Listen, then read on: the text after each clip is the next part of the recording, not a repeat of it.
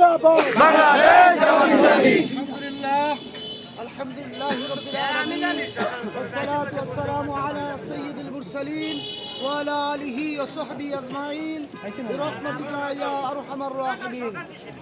সম্মানিত বড়গোপালদিবাসী, সম্মানিত উপস্থিতি, আজকের এই তাৎক্ষণিক প্রচার মিছিল শুধু দাঁড়িপাল্লা মার্কার নয়, এই প্রচার মিছিল এদেশের মুক্তির যে প্রতীক, মুক্তির প্রতীকে দাঁড়িপাল্লা পরিণত হয়েছে।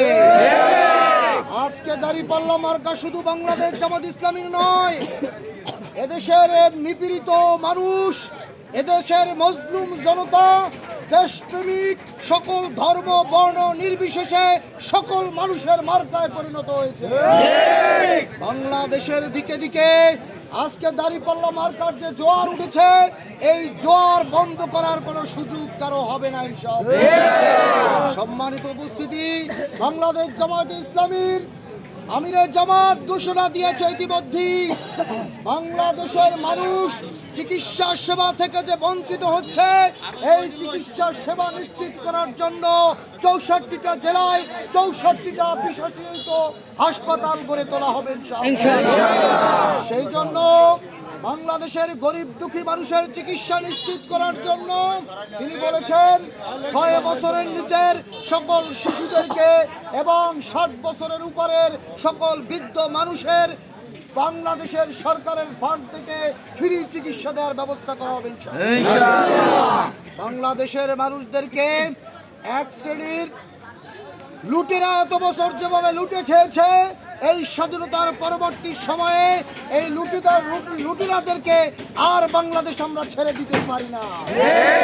এজন্য আসুন, আজকে আমরা নিপীড়িত মানুষের কথা বলার জন্য, মানুষের ভাগ্যের পরিবর্তনের জন্য দাঁড়িপাল্লা প্রতীকে ভোট দিয়ে আগামী দিনে অধ্যাপক শাহ আলম স্যারের হাতকে শক্তিশালী করি।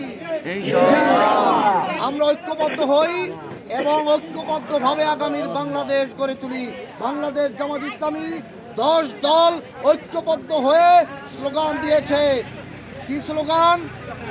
একসাথে গড়ি বাংলাদেশ। আবার বলেন, একসাথে গড়ি বাংলাদেশ, একসাথে গড়ি বাংলাদেশ, ঐক্যবদ্ধ বাংলাদেশ। আজকে আমরা শপথ নেব যে আমরা এদেশের মানুষের কল্যাণের জন্য নিবেদিত হব ইনশাআল্লাহ। এর জন্য আমরা ঐক্যবদ্ধভাবে পাড়া মহল্লায় প্রত্যেকটা মানুষের কাছে ন্যায় ইনসাফের প্রতীক দাঁড়িপাল্লা প্রতীকের পক্ষে ভোট চাইব। সাথে সাথে আমরা অন্য বন্ধুদেরকে বলতে চাই, সকলের মার্কার পক্ষে সকলে কথা বলবেন, মানুষের কাছে যাবেন, কারো মনের মধ্যে কোনো বিদ্বেষ সৃষ্টি করবেন না।